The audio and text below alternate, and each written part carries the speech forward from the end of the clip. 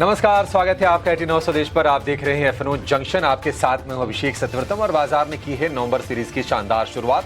Nifty ने लगाई है सेंचुरी 26,000 के पार और निफ्टी बैंक में भी लोअर लेवल से आज हम देख रहे हैं रिकवरी। फायदा में कहां पर होगा आपका फायदा, इसकी हम चर्चा करेंगे थोड़ी देर में अपने एक्सपर्ट्स के साथ। लेकिन चलिए शुरुआत कर लेते हैं शो की पहले केनरा बैंक न्यूज हेडलाइंस के साथ। नवंबर सीरीज की अच्छी शुरुआत। निफ्टी करीब 80 अंक चढ़कर 26,000 के पार, लेकिन निफ्टी बैंक ऊपर से करीब 200 अंक फिसलकर 58,200 के करीब।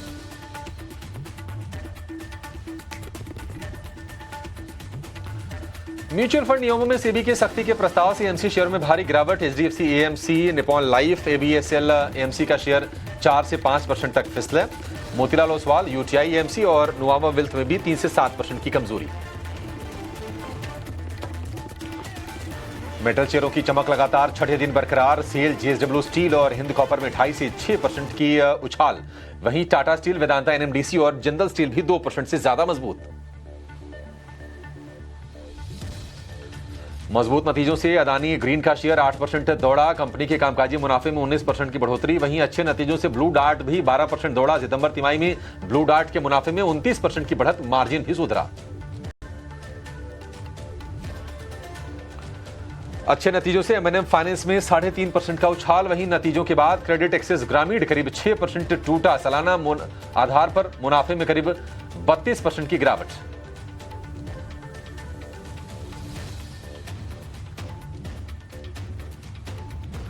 ऑयल एंड गैस शेयरों में तेजी। इंडियन ऑयल, गेल और हिंदुस्तान पेट्रोलियम 2 से 3% ऊपर। वहीं बीपीसीएल, ओएनजीसी और ऑयल इंडिया भी 1 से 1.5% मजबूत। आज निफ्टी में एलएनटी और कोल इंडिया जारी करेंगे सितंबर तिमाही के नतीजे। वहीं Varun beverages, CG power, HPCL, SAIL और बीएचईएल समेत ढेरों कंपनियां रहेंगी बाजार के फोकस में।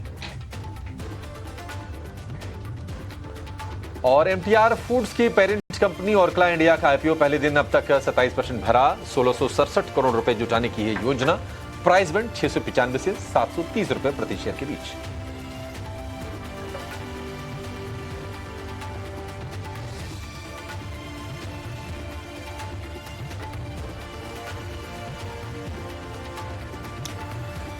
तो बाजार में आज हम दिखने की अच्छी तेजी पर कारोबार हो रहा है। निफ्टी करीब 100 अंक ऊपर और 26,000 के ऊपर फिर से निकला है। और निफ्टी बैंक की बात करें तो लोअर लेवल से रिकवरी की कोशिश है। हरे निशान में निफ्टी बैंक आ तो गया है। 58,200 के ऊपर आपको कारोबार करता हुआ दिखाई देगा। और सेंसेक्स की बात करें तो सेंसेक्स में जो बढ़ोतरी है वो है करीब 250 अंकों के आसपास की। तो रिकॉर्ड ऊंचाई की तरफ निफ्टी भी कदम बढ़ा चुका है। और आज हम देख रहे हैं कि जो एनर्जी और मेटल शेयर हैं बाजार को सपोर्ट करने का काम कर रहे हैं। पावर ग्रिड, एनटीपीसी में तेजी है।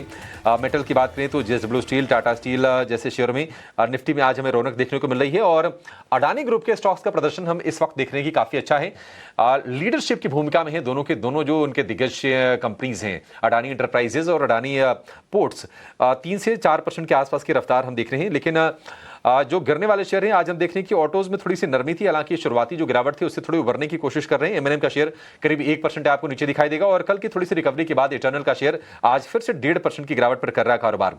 लेकिन आज बाजार में जो शेयर थोड़ा सा माहौल खराब कर रहे हैं, हम देख रहे हैं कि कैपिटल मार्केट वाले सारे के सारे शेयर कमजोर हैं। सीडीएसएल हो गया, कैम्स हो गया, एंजल वन हो गया, ये तमाम शेयर आज गिरावट के शिकार हो रहे हैं। और म्यूचुअल फंड के जो कंपनीज हैं यानी कि एएमसीज जो हैं, HDFC AMC, UTI AMC, Aditya Birla, Sun Life AMC, Motilal Oswal, इनका भी म्यूचुअल फंड का कारोबार है। ये सारे के सारे शेयर गिरे हैं क्योंकि जो एडिशनल चार्ज वसूलते थे एएमसीज 0.05% का यानी कि 5 बेसिस पॉइंट का, अब सेबी ने कहा है कि उसको वो खत्म करने जा रही है। ऐसा एक कंसल्टेशन पेपर आया है, प्रस्ताव आया है। अगर प्रस्ताव लागू हो जाते हैं तो ये एक नुकसान की चीज जरूर होगी और इसके चलते आज हम देख रहे हैं कि गिरावट हो रही है। लेकिन आज अगर हम इंडिया विक्स को देखेंगे तो हल्की सी तेजी दिखा रहा है 12 के आसपास का इंडिया विक्स से। और एडवांस डिक्लाइन रेशियो आज के सत्र में बेहतर दिखाई दे रहा है।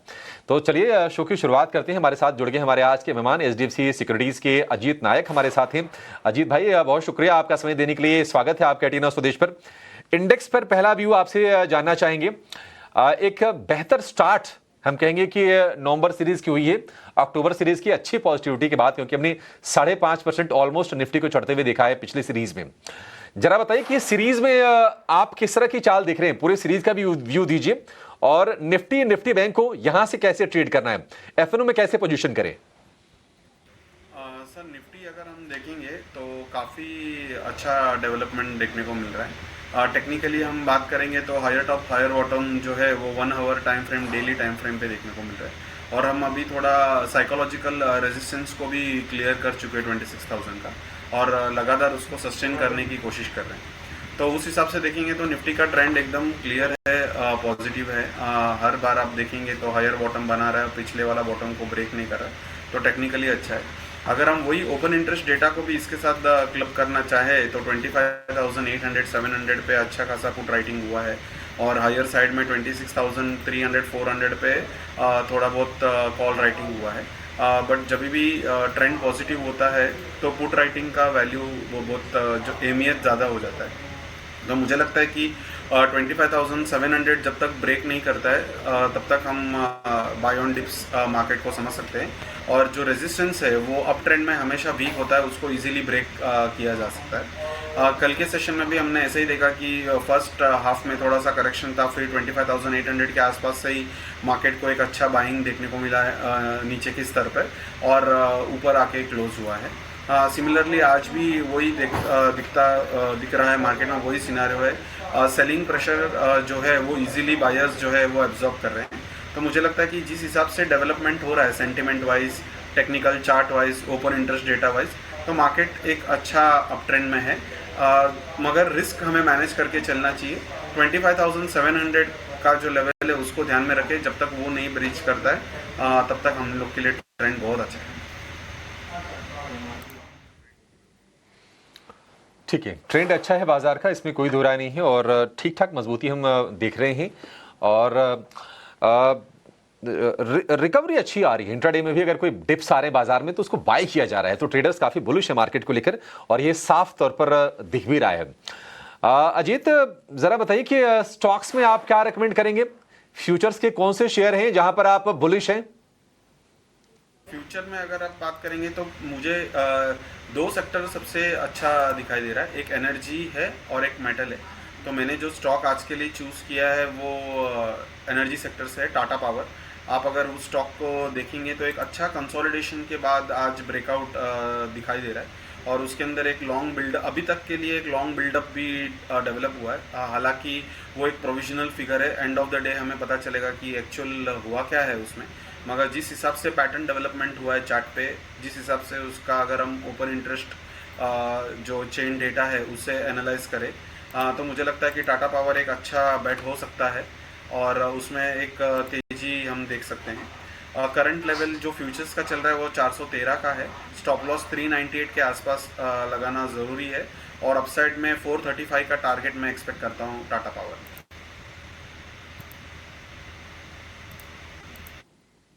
दूसरा शेयर अजीत आपका?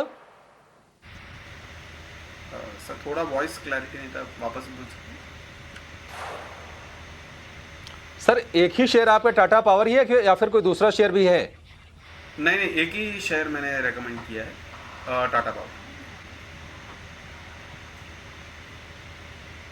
ठीक है, एक ही शेयर टाटा पावर रेकमेंड किया है अजीत ने, और थोड़ी देर में हमारे प्रोड्यूसर साहब आपके लिए टारगेट स्टॉप लॉस भी लिख के स्क्रीन पर डाल देंगे कि क्या टारगेट और क्या स्टॉप लॉसेस हैं जो अजीत ने बताए हैं। फिलहाल भाव आपकी स्क्रीन पर है, 435 रुपए का टारगेट, 398 रुपए का स्टॉप लॉस। लेकिन अजीत ने जो भाव दिए हैं ना वो फ्यूचर्स के दिए हैं, तो मैं कहूंगा कि आप टाटा पावर का ना फ्यूचर दिखाइए, क्योंकि 413 रुपए वाले भाव पर वो रेकमेंड कर रहे थे। ये ध्यान रखें फ्यूचर्स का जब भी हम शो करते हैं तो। इस बीच हीरो मोटो फ्रांस में यूरो 5 प्लस रेंज की मोटरसाइकिल इन्होंने लॉन्च की है।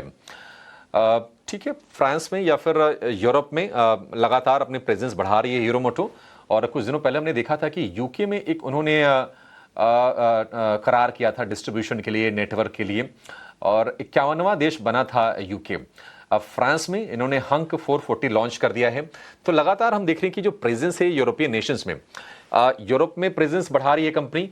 इसके अलावा जो प्रीमियम जो बाइक्स हैं, जो मतलब पहले एंट्री लेवल की बाइक्स की पहचान थी, पैशन, स्प्लेंडर, ये सारी कंपनीज ये कंपनी बेचती थी, लेकिन अब इसको मतलब एक स्ट्रेटेजिक शिफ्ट कहेंगे कि जहां पर मार्जिन प्रोफाइल बेहतर हो उन पर कंपनी फोकस कर रही है और ये निश्चित तौर पर एक अच्छी चीज़ है। 5,577 रुपये का भाव आपको स्क्रीन पर दिखाई देगा और 4,100 रुपये के भाव से हमने एक स्ट्रेट फॉरवर्ड एक रैली देखी थी हीरो मोटो के शेयर में। अजीत, हीरो मोटो, जरा इसका आप चेक कीजिए शेयर का चार्ट, बताइए कैसा लग रहा है आपको शेयर ये और क्या संकेत मिल रहे हैं इसमें? सो ऑटो सेक्टर अगर हम देखें तो अच्छा आउट परफॉर्म हो रहा है हीरो मोटर महिंद्रा महिंद्रा, और अभी जो है वो एक 5,730 5,740 का जो रेजिस्टेंस है उसके आसपास आके कंसोलिडेट हो रहा है। तो मुझे लग रहा है कि कहीं ना कहीं एक बेस बिल्डिंग फॉर्मेशन बन रहा है। तो चार्टिकली अगर देखें तो ये एक अच्छा डिसेंट अप ट्रेंड पे है। वीकली मंथली चार्ट जो है, जो हायर टाइम फ्रेम हम देखते हैं वो भी एक डिसेंट अप ट्रेंड पे चल रहा है। तो मुझे ऐसा लगता है कि अगर 5,325 का जो लेवल है काफ़ी दूर है, क्योंकि लिए हम लंबे समय के लिए ये स्टॉक को देखना चाहते हैं, क्योंकि शॉर्ट टर्म कुछ इसके अंदर एक डेवलपमेंट नहीं बन रहा है। अगर ये 5,325 लेवल अगर नहीं ब्रीच करता है तो मुझे लगता है जो इसका जो पिछला वाला हाई था 6,250 के आसपास, ये जो रेजिस्टेंस है उसको टेस्ट कर सकता है। हालांकि ऑटो एक्सिलरी और ऑटो सेक्टर भी मुझे बहुत अच्छा दिखाई दे रहा है, मगर एक रैली के बाद एक पॉज आता है हर एक सेक्टर में, वो अभी उस दौरान से गुजर रहा है। तो एक कंसोलिडेशन चल रहा है एक ऑटो सेक्टर के अंदर।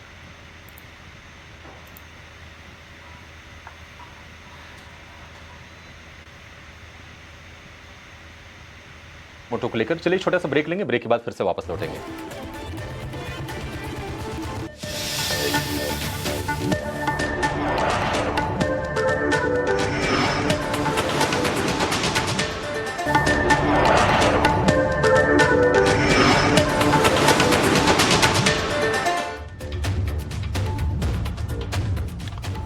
तो बाजार में हम देख रहे हैं कि निफ्टी बैंक में थोड़ा माहौल ढीला है, अदरवाइज निफ्टी में तो एक्साइटमेंट है। करीब 125 अंकों के आसपास की तेजी आपको दिखाई देगी। अडानी ग्रुप के शेयर आज लीड कर रहे हैं और पावर शेयरों में और हम देख रहे हैं कि मेटल वाले शेयरों में अच्छा माहौल आज के सत्र में है। लेकिन चलिए ये देख लेते हैं कि आज एफएनओ में कहां पर हो रही है ताजा खरीदारी और आपको क्या खरीदना है।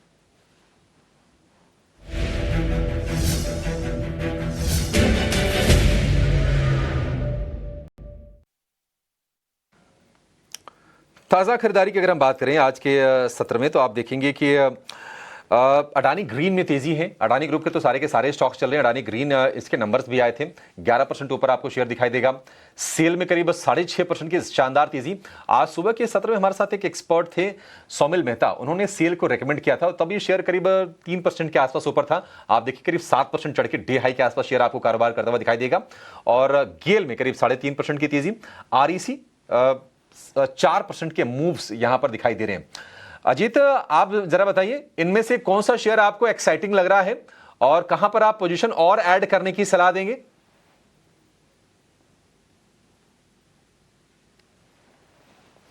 एक सेल में जो है वो अगर आज क्लोजिंग जो है 140 के ऊपर आ रहा है तो फिर वो एक अच्छा वैलिड ब्रेकआउट बन सकता है। तो वहां पे एक हम देख सकते हैं कि वहां पे एक नया ट्रेड बन सकता है, मगर क्लोजिंग बहुत जरूरी है। क्लोजिंग कहाँ पे आता है उसके ऊपर है, क्योंकि कभी कभी जो पैराबोलिक मूव आता है न्यूज के बेसिस पे, आज रिजल्ट भी है, तो उसको देख के ध्यान रख के हमें इसमें ट्रेड लेना जरूरी है। मगर आप अदानी के कोई भी स्टॉक अगर देखेंगे, स्पेशली जो अदानी एनर्जी सोल्यूशन है, वो एक अच्छा ब्रेकआउट कंसोलिडेशन के बाद मुझे ब्रेकआउट देखने को मिल रहा है। तो 957 के ऊपर उसका ब्रेकआउट है। अभी फिलहाल 972 का इसका सीएमपी चल रहा है। तो ये एक अच्छा मुझे लगता है कि स्टॉक है। अगर 940 नहीं ब्रेक करता है तो ऊपरी स्तर पे ये 1040 तक भी ये जा सकता है। इस स्टॉक में काफी अच्छा अपसाइड पोटेंशियल मुझे देखने को मिल रहा है। तो अदानी एनर्जी सोल्यूशन पे ध्यान रखना बहुत जरूरी है।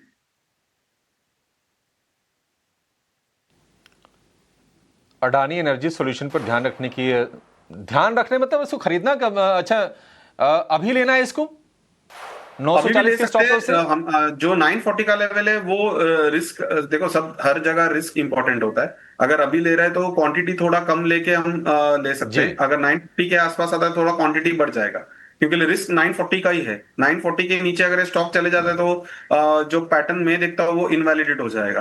तो depending on the stop loss वैसा उस हिसाब से क्वांटिटी जो व्यूअर है वो डिसाइड कर सकते हैं। सेल कब लेना है अजीत? सेल के बारे में आपका व्यू क्या है? सेल के लिए मैं थोड़ा आज का सेशन के लिए वेट करना चाहूंगा कंफर्मेशन के लिए। सेल अगर ब्रेकआउट आता है और क्लोजिंग आता है 140 के ऊपर, 145 के ऊपर, तो ही इसमें मुझे एक इंटरेस्टिंग पैटर्न दिखाई देता है। अदरवाइज आप देखेंगे लास्ट कपल ऑफ सेशन में बहुत सारा जो स्टॉक है ब्रेकआउट देके फेक आउट हो रहा है। तो इसके लिए कंफर्मेशन के लिए वेट करना बहुत इंपॉर्टेंट है। तो ये हम नेक्स्ट सेशन में भी डिस्कस कर सकते हैं सेल के लिए। आज सेल में पोजीशन बनाने की जरूरत नहीं है, मुझे ऐसा लगता है। ठीक है। ये जहां पर लॉन्ग बिल्डअप है, यानी कि जहां पर तेजी आज नई बन रही है, उनकी हमने बातचीत की है। लेकिन जहां पर मंदी के सौदे कट रहे हैं, यानी कि जहां पर शॉर्ट कवरिंग हो रही है, वो शेयर भी कुछ लेकर आएंगे सामने। आईओसी में आज हम देख रहे हैं कि फिर से वापसी हुई है तेजी की तरफ, और ये शेयर जो है आपको ऊपर दिखाई देगा। इसके अलावा हिंदुस्तान जिंक में करीब 2.5% के आसपास की तेजी पर कारोबार हो रहा है। अडानी एंटरप्राइजेज में करीब 3% की तेजी है। आईजीएल में करीब 2% के आसपास के मूव्स हैं। आईजीएल हम देख रहे हैं कि 200 रुपए के ऊपर जाकर थोड़ा स्ट्रेंथ ये दिखाता है। शॉर्ट कवरिंग वाले कैंडिडेट में कहां पर आपको सस्टेन्ड मूव्स दिखाई दे रहे हैं अजीत जी? क्या किसी को अगर मान लीजिए बाइंग करनी हो आईओसी, तो IOC, Hind zinc, Adani enterprises, IGL? वही मैं बता रहा हूँ सर। आईओसी में मुझे बहुत जी काफी इंटरेस्टिंग पैटर्न देखने को मिल रहा है। आईओसी एक अच्छा ब्रेकआउट भी दिया है। अब बेस बिल्डिंग के बाद एक ब्रेकआउट आया है। तो ये जो स्टॉक है इसको 150 का जो लेवल है वो इंपॉर्टेंट है। अगर वो ब्रेक नहीं करता है तो इसमें एक अच्छा अपसाइड मोमेंटम 180 तक का भी देखने को मिल सकता है। पैटर्न जो है आप डेली एंड वीकली के टाइम फ्रेम पे देखें तो एक टाइट बेसिंग पैटर्न से बाहर आता हुआ देखने को मिल रहा है। Higher top higher bottom formation दोनों वीकली एंड डेली चार्ट पे भी है। आज आप बता रहे हैं हमने देखने को मिला है कि शॉर्ट कवरिंग भी इसमें आ रहा है। तो मुझे लगता है एक सस्टेन्ड जो मूव है वो आईओसी में देखने को मिल सकता है। नेक्स्ट ये वाले एक्सपायरी में इसका अच्छा परफॉर्मेंस होने की संभावना है, because chart pattern, open interest data सब इसके फेवर में है। मगर स्ट्रिक्ट 150 का जो लेवल है उसके नीचे जाता है तो इसमें व्यू चेंज हो जाएगा। मगर अभी जो करंट डेवलपमेंट चल रहा है उस हिसाब से आईओसी एक अच्छा स्टॉक मुझे लग रहा है। अजीत जी, एक छोटी क्लैरिटी आप और कर दीजिए। आप जो ये लेवल बता रहे हैं टारगेट के, स्टॉप लॉस के, ये आप फ्यूचर्स के भाव से बता रहे हैं या फिर कैश के प्राइसेस से? कैश के प्राइसेस से मैं बता रहा हूँ। और जो मैंने रेकमेंड किया था टाटा पावर वो फ्यूचर के बेसिस पे। अच्छा, वो वाला फ्यूचर था, अभी आपने बताया जी ये कैश के प्राइसेस से। ठीक है। 180 रुपए का टारगेट, 150 रुपए का स्टॉप लॉस आप लगा के चलिए इसमें।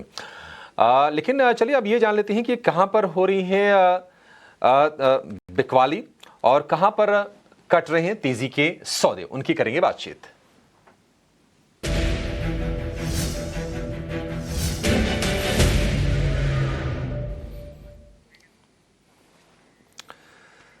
अगर हम फ्रेश शॉर्ट्स की बात करें, यानी कि ताजा बिकवाली की बात करें, तो केफिन टेक में आज हम कमजोरी देख रहे हैं।